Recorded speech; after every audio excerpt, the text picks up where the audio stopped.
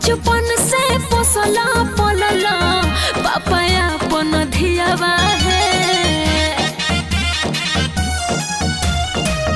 बचपन से पोसला पलला पापा अपन धियावा है।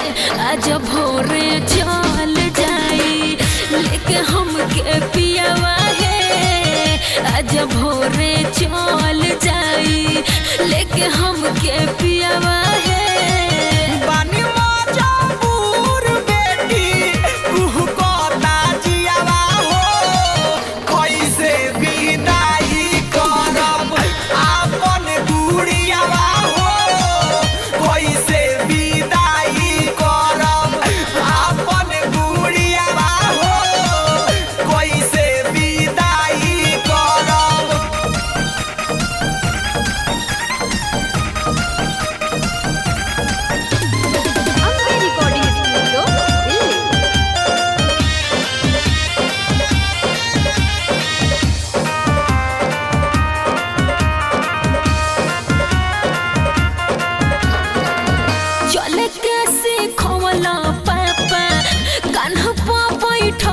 पापा कोइला तू बहुते मान जा।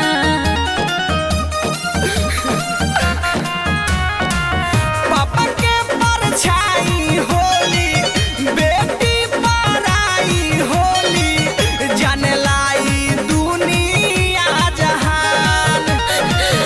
रखला महारानी बना के बेटी के इहवा है। आज भोरे चल जाई लेके हमके पियावा है। आज भोरे चल जाई लेके हमके पियावा है। आज भोरे चल जाई। Music by Gaurav Roshan.